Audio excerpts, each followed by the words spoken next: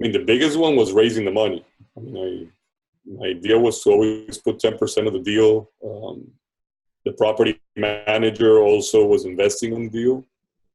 So, between both of us, we had maybe 15% of the money. The rest I had to raise, and I had never, raised money before except for one of my auction deals. So it was a challenge. I mean, that was my biggest concern, is if I could raise the funds to make the deal. But on the other hand, I just said I have to go for it and make it happen. So that was really my biggest concern over everything.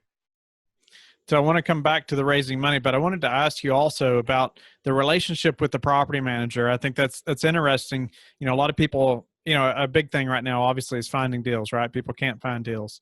And where, you were interviewing a property management company, pursuing a different deal. But then, the relationship really took a turn, and he brought deals to you. I think that's very interesting. And, so what did that, did he ended up, I know you said he invested in the deal, but is he a partner, in the deal itself? No, originally he proposed, or that's what he wanted to do. So I went and met with him because I hadn't met him before.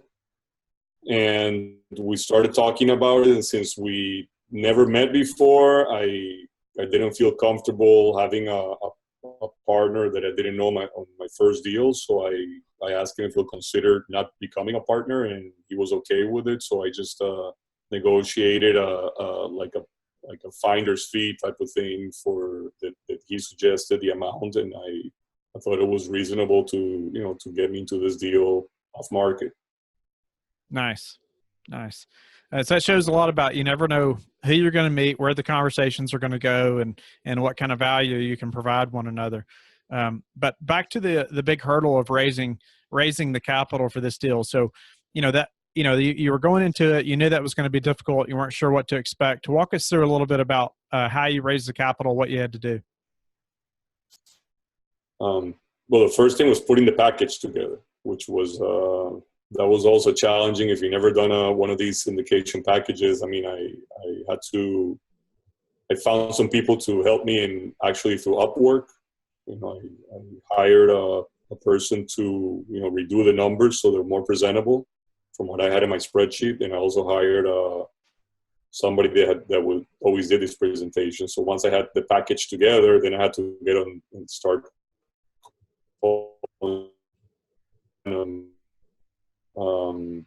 Basically, I reached out to every single person that I have on Facebook that I know could probably invest. LinkedIn, I reached back to my classmates from the university, even from high school in Costa Rica. I mean, I reached to every person that I know that either owns a business or I thought could possibly invest in the deal. And I mean, I pulled it off. It was scary till the end because I was still missing some money at the end. And I actually had one last investor that called me and he asked me how much money I needed. And I thought it was 300 and it was really 500. I guess I missed a number on the spreadsheet and so he said, okay, put me for the 300. And when I got back home, because he caught me on the street, I was looking back at the numbers and I said, oh, I'm missing 200. And we're like about 2 weeks out into closing. So I had to go and raise the other 200. But, I pulled it off. And I think once people start seeing other people investing and that you're filling out the deal, I mean, I guess they get more comfortable. I mean, they ask who invested, and if they know him, I had a group of people that they all invest together, each individually, but if one guy likes the deal, they all go in with a deal. So you start finding out that there's a lot of people out there that invest in these deals. You just have to work hard at it and call them and present. So that's a big part of the very time consuming that you just have to be ready for.